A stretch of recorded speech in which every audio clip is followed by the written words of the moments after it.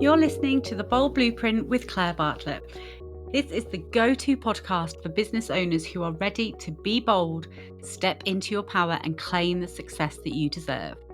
So whether you're an established business or just starting out, this podcast is your weekly dose of unapologetic inspiration, empowerment, and actionable advice to take your business to the next level. So whether it's the highs, the lows, or everything in between, I'm here to help you build a business that reflects who you truly are. It's time to break the mold and build a business that thrives on your terms. Today's episode is brought to you by Xero Accounting Software, a champion of small businesses and a proud sponsor of the Bold Blueprint podcast. Managing your business finances can feel overwhelming, but Xero simplifies it all and gives you the power to keep your books in order and your mind on growth. Xero have amazingly offered a 50% discount off your first 3 months with them. So if you'd like to take advantage of this amazing deal, just follow the link in the show notes. But for now, let's jump into this week's episode.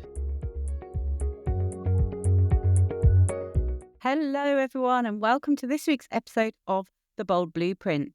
I'm Claire Bartlett, your host, and today I'm going to be talking to you all about podcasting for business, why you should think about having one, what are the top tips I would give you if you are considering setting up a podcast, and what it's meant for my business since launching this podcast nearly a year ago now. So first of all, one hands up, how many of you, just like I did, have been considering and toying with the idea of setting up a podcast for ages, but just felt overwhelmed or, it's completely out of your comfort zone? The thing with me was the technology. I was so nervous about, how much work was going to be involved, what technology I would need to use. And really, I thought it was going to be a massive drain on my time, which is what held me off for so long in launching this podcast. If you've been following me for a while, you'll know that this podcast is almost 1 year old now.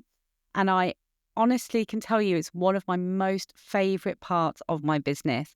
I'm so glad that I finally took that leap of faith and just dived in and gave it a go. And the conversations that I've had, the things that I have learned, but also the things that I've been able to share with my audience, it's so rewarding. And then, of course, there's the financial gains from it as well. So to start us off today, I just want to talk through why you should be considering it if you haven't already. Well, there are 5 million podcasts globally. Okay, now that sounds like a really massively flooded market and one that you should probably stay clear of. But what if I told you that actually only 700,000 of those are actually active? Then that in the entire world does not seem like that flooded a market. It's a really, really great tool to use for your business because people are listening to more and more podcasts every day. It's becoming the new way that we digest our content. We can do it on the fly while we're driving our kids to club or to school, while we're on our long journeys, commutes to work. It's a really easy way to digest information, and it's a lovely way to connect on a one-to-one level with your audience. There's also the engagement rates. Now, most of the time today, there's been a huge push on email lists. This has been the way that we should all be growing our audience. And don't get me wrong, there is a massive place for email lists in your business. You should definitely be spending time generating that and growing that email list. But 78% of podcast listeners will always finish an episode. So that is an amazing engagement rate. When you are sending your emails out, we're really happy if you get sort of a 30 to 40% open rate. Well, this is over double that. 78% of your listeners would listen to the entire episode and stay with you and, want to be part of your journey. And another really amazing fact is that only 10% of podcasts make it past 10 episodes. So it really doesn't take a lot to be in the top 10 of all podcasts in the world, which will, of course, help you to stand out from the crowd, help give you authority. People can take you seriously. You are an expert in your field and you're sharing your knowledge with the world through the power of podcasts. So it really is something that you should start to consider. The benefits of having a podcast against all the other methods that you're likely already doing in your business. Like I've mentioned already, the email list with your social media, face-to-face networking. Well, podcasts can reach an audience that you wouldn't necessarily find on social media alone. They're people that haven't already discovered you. It's a really easy marketing tool for your business because people are searching for new podcasts constantly. And it doesn't have to be on a specific topic. I discuss all things to do with business, all things to wanting to grow a company, make success, earn money. All of these things are discussed within my podcast. So if anybody's looking for anything to do with any of those things that I've discussed previously, I will come up in their search. That's a lot easier to penetrate than it is on social media. It's a lot easier to stand out. It's helping you build that trust. It's sharing your voice. Now, there's this massive thing at the moment about all this know, like, and trust, getting your audience to get to know you, to build that like and that trust with them. And hearing your voice is a really powerful way of doing that. Because if they can see you, if they can hear you, it's going to connect on a much more personal level than just reading a static, social media post. So sharing your voice is really powerful. And also it's giving you that expert status, like I said, and it's giving you another, powerful lead generation tool in your business. It's another really amazing way to create versatile content. So one podcast episode can be repurposed so many times in your business. You can use it to create blogs for your website. You can cut it up and use it for social media posts.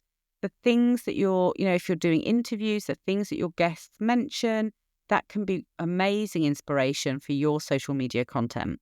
So you spend 1 hour of your time recording one episode of the podcast, and then you can use that for like a month's worth of content. Honestly, it's such a rich source of content inspiration for your social media, which is another thing that we all really struggle with. The white paper syndrome, where you're just staring at a blank screen like, oh my God, what am I going to talk about this week or this month?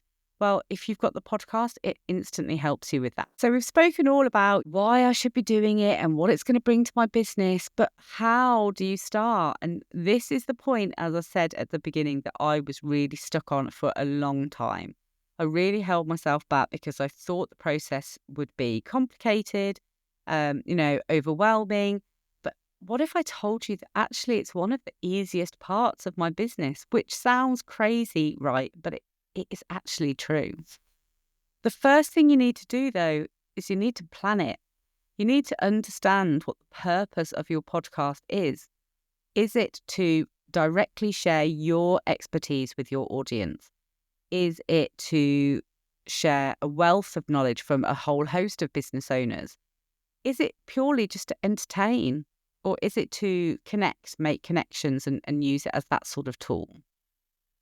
When you understand what the purpose is, you then need to understand who you are targeting. Who is the audience that you are wanting to be listening to this podcast?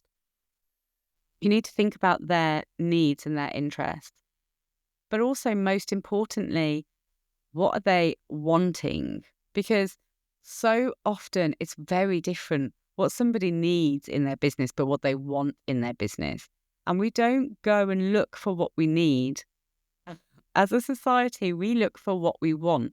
So people will be searching for how to make more money in my business or how to become successful, these sorts of things. They don't necessarily even know what they need to make that happen. So it's really important to understand how you're going to target that audience, who it is that you're speaking to, and then make the content applicable to them. Then you need to understand the format. Now, there's loads of different ways that you can have a podcast. You can have one that is just solo episodes. So it's constantly just you sharing your expertise, your experiences with the world. It can also be purely interviews. So you are always asking questions, speaking to other experts in their field, other hugely successful business owners, or whatever it is that the topic of your podcast. For me, I love to have a mix of both. But I didn't start off with a mix. My first series was solely interviews. And the reason for that, really, if I'm honest with myself, was confidence. I didn't know whether people would be interested in listening to me every week for, 30 to 40 minutes. I thought I needed the clout, I suppose, of having guest experts being interviewed.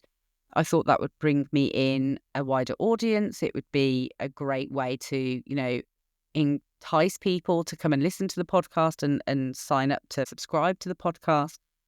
And then in season 2 and 3, it's been a mixture. So I do still interview because I love having those conversations. I love hearing people's personal journeys in business, the lessons they've learned, and those golden nuggets that they share with the audience. So I absolutely do not want to drop the interview section from my podcast. But I also, I have a lot to say and I want to share it with the world. So I have also a great number of solo episodes that it's just something talking about something that I class myself as an expert in, or a personal journey that I've been through. And I think having that balance is working perfectly for me and my business and what I'm trying to achieve. But it's a personal decision. So it will be dependent on the type of podcast that you're wanting, what the purpose of your podcast, and who you are talking to. Then finally, the biggest question is how often you are going to release an episode. Now, consistency really is key with a podcast because you want to build that trust with people. You want to come along and be reliable. So I know that some of my favorite podcasts, they come out every, Friday, and I can look forward to that in the week. And I come to the Friday and I think, oh, great, I've got another episode of that I can listen to over the weekend. If I went and suddenly there wasn't one, they hadn't released one that Friday, it might turn me off that podcast altogether. I might think, oh, well, they've stopped releasing episodes. I need to go and find something else. So it is really important to be consistent and reliable in your posting, your releasing of episodes. But to do that, you need to choose a realistic schedule for you. I know some people, some of the really big podcast fish, Diary of a CEO, for example, they might release one every day. Well, I do not have the time or the team to allow me to release one every day. What I do have time for is doing one once a week. So for me, they go out every Wednesday morning. I know that you can build that easily into my timeframes and into my diary.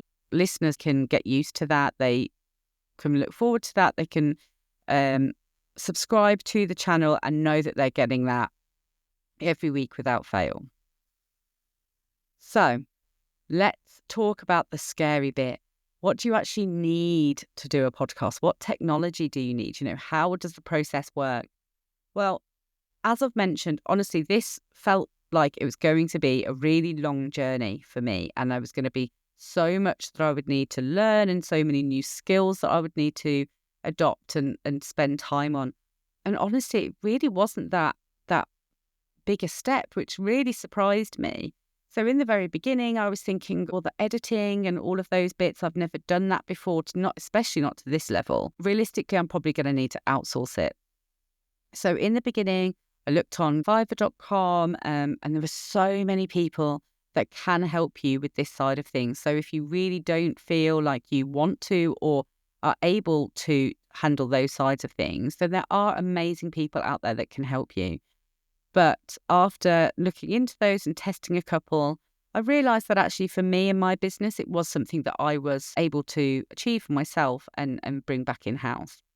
So the very first thing that I did was I looked at what my equipment was. I had a pretty rubbish webcam that I'd bought through lockdown when Zoom became a thing. It was a bit grainy. The lighting wasn't that great. So I thought, well, I should probably upgrade that because even though I don't release the full videos every week, I do record the video so I can, create clips and show little graphics and things. So I did think I needed a camera. But then I realized, well, okay, if I'm not actually releasing the video, because I'd already decided that was something I could consider for the future, but it wasn't what I didn't want it to hold me back in the beginning. What is hugely important is the audio. Okay, a podcast is listened to, it's not watched. And actually, if you think back through, your experiences, you can watch something that's pretty low quality. It might be a bit grainy, a bit glitchy, but you can stomach that. But you can't listen. Well, I definitely can't listen to something that has really bad quality. I need it to be crisp and clear. It really frustrates me if I can't hear somebody or the sound quality differs. So I realised really early on, okay, well, the key thing that I needed to focus on was a microphone.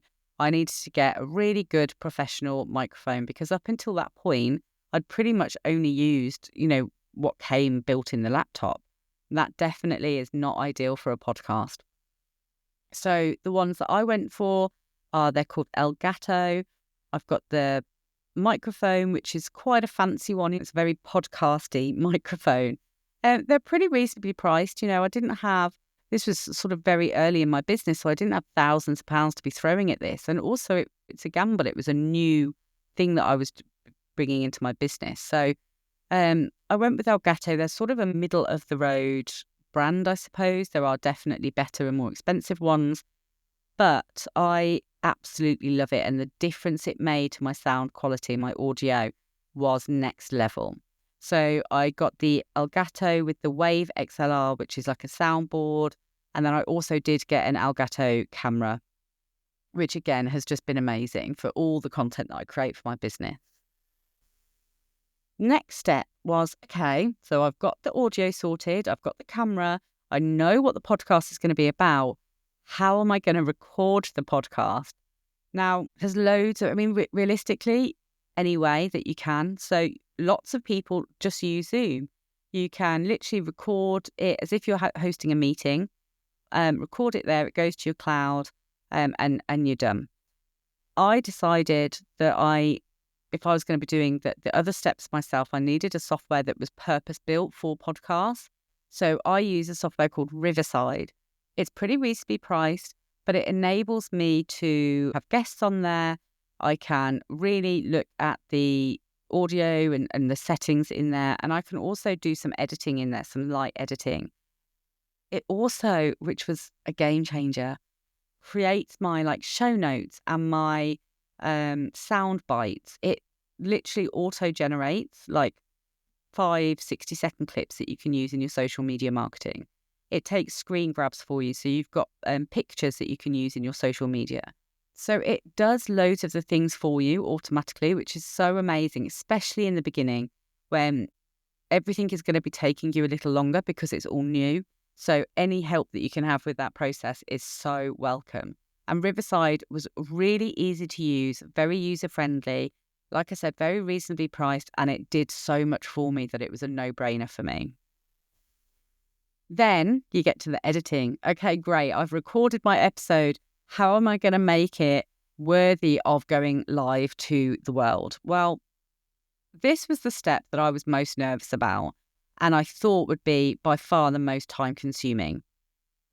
Within this section, you don't only have the interview or that solo episode that you've recorded to edit, but you've also got, when you're listening to a podcast, if you think about it, they often have a little jingle in the beginning, and then they might have an intro, and then they have all of that again at the end. They have the exit, and then they have the jingle again. And I'd never done any editing really. So this was really nerve-wracking for me. I ended up going with Premiere Pro, Adobe software. It's actually a really intense software that definitely is over qualified for what I'm currently using it for. Like I said, I don't really do anything with the video at the moment. And being honest with you, one of the main reasons was because it's a lot easier to edit and cut audio, and it sound perfect, and you could never tell that it's been edited, than it is for video. So I decided in the beginning, when I'd recorded a couple of episodes and I was playing around with it, I was spending a lot of time and getting quite stressed by trying to make the video elements look good. And I realised it's a podcast. I don't need the video element. So I ditched that from my process. That's something I may well tackle in the future. But for now, the audio is the critical bit for me, and Premiere Pro is brilliant for that. But like I said, in Riverside, you can do light editing in there as well. And I also I don't over edit. So some people, they really, really go hard on the editing and they want it to be absolutely perfect. And that is amazing if you've got the time or the team or the energy to do that. I don't have those three things. And I also want it to be quite natural and organic. I want the laughter in there. I leave some of the ums and ahs in there. I do take out some. I know, especially for me, or this is a disclaimer actually, when you start podcasting, you notice how many times you say certain things. So I say, I think a lot, and I say and ah, and like. These are all words that actually I found that I used way too much. So I've been working on myself, trying to be more conscious about those things. But if I do feel like it's in there just a bit too much, I can edit some of them out. It's not a problem. And then finally, once you've done all of that, then you need to host it. You need a platform that can actually release it to the world. I've tried a couple through the process of having this podcast. I started on Kajabi. What's brilliant about it, and actually with all of the platforms that I've used, is that you publish it to there, but then that hosting platform shares it to everywhere else. So it shares it to Apple, it shares it to Spotify, all the other podcast websites that are out there. By you just doing that one upload, it sends it everywhere. So again, that was like a huge relief when I realized that it was going to take me a lot less time than I thought. I wasn't going to have to share it multiple times. I could just do it that one time. Kajabi was amazing, but I realized probably just over halfway through this podcast journey that I wasn't using it to its full advantage, and it's not the cheapest software.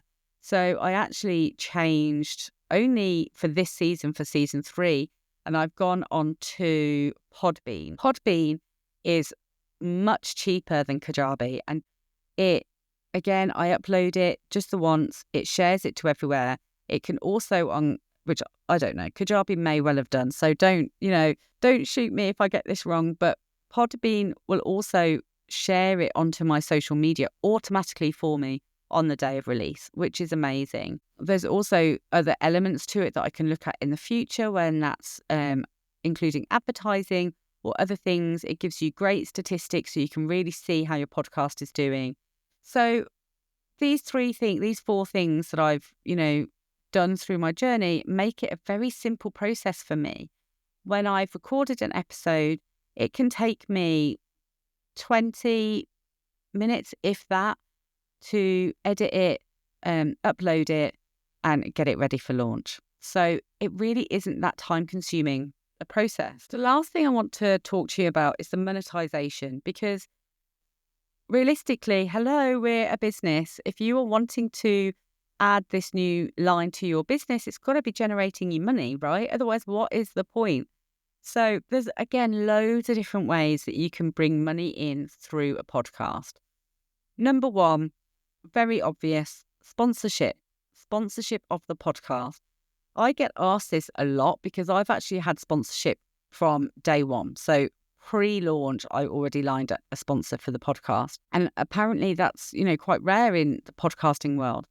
I will tell you the difference of why I managed to get that in place and why other people don't. Purely confidence. I had the confidence to ask. I just approached a business that I knew had the same sort of values that I do, who would really resonate with the purpose of this podcast. And I had a conversation with them, said, it's a new podcast. We haven't released anything yet, so I've had no statistics. And actually, I think that's personally the best way to do it, because if you don't have any statistics to prove in the beginning, they can't question how successful the podcast is. So they're just buying into you and the idea of the podcast. I'm really proud to say that they have stayed the main sponsor of the podcast. We're into season 3 and they're still here. So I have to give a massive shout out to Xero. They really support the small business owner. They love what we're doing on this podcast and they're there to support you. And they've also given us a great offer, which is all detailed in the show notes for you. But I could have quite easily thought, well, no one's going to sponsor a podcast that hasn't launched yet, has 0 listeners. And I think that's what holds a lot of people back. So just ask the questions. My tips for this would be, though, make sure it makes sense. Don't just go and ask any businesses that you know, because it has to be a mutual relationship. It has to benefit them as well. They want to be getting in front of the right audience. So your audience, your ideal audience needs to line up. They need to have those same values, because otherwise it will start clashing and it won't be working for you. So put a lot of thought and effort into it. Make sure that you're asking the right people, and then just sell the dream, sell the purpose of the podcast, what it is that you're wanting to achieve. And if they say no, move on to the next one. Next is paid speakers. Now, I have never used this model on my podcast. Personally, it doesn't really align with what I'm wanting to achieve, but it's definitely a way of bringing in money if you wanted to use it. And that is having people pay to be on your podcast. I think this is something that some of the real, the bigger podcasts may do in their businesses when they have huge audiences, and it makes sense for them to ask. But for me personally, I don't think it will ever be something that I bring in. Like I said, doesn't really align with me, but it definitely is something that you can consider in your monetization of the podcast. Then you need to really make the most of the show notes. So make sure that you are advertising everything that you've got going on in your business right now. Make sure you add in links for your social media and for any sort of freebies and downloads that you offer. Showcase your business and what you've got to offer in the show notes. Put those links in, and then make sure that you're tracking them, because it's a really great way. And if you comment in the podcast episode, check out the show notes and this is there and that's there. It's a really great way to create some lead gen. And then finally, just start using metrics and asking when a new client comes to you or they've purchased something, how did you hear of us? Because I can guarantee that it will be bringing you in thousands of pounds worth of new leads and new business just because they've listened to a few of your episodes, really like your message. They've connected with you because they're hearing your voice and they like what you teach, and they've come into your world. So they might not buy directly from the podcast, but they've come into your world. They've discovered you through that podcast. So honestly, the monetization, the amount that you could generate is limitless. I'm just going to end this episode on some of the lessons that I've learned the hard way in this past year of having this podcast. Now, the first one really is that planning is critical.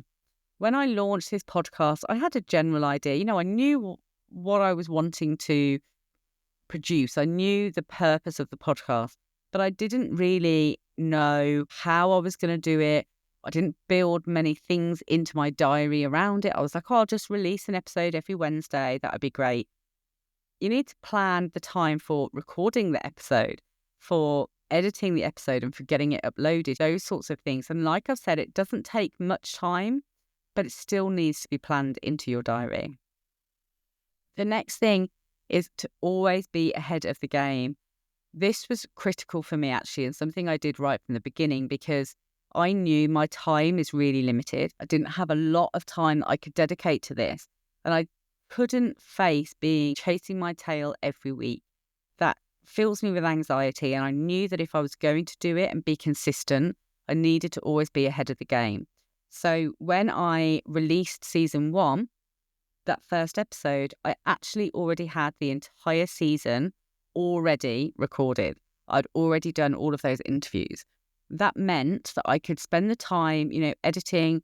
I could get them all scheduled before I'd even release that first episode. And I didn't have to worry about it then. It was just about the marketing of it and creating the buzz around it.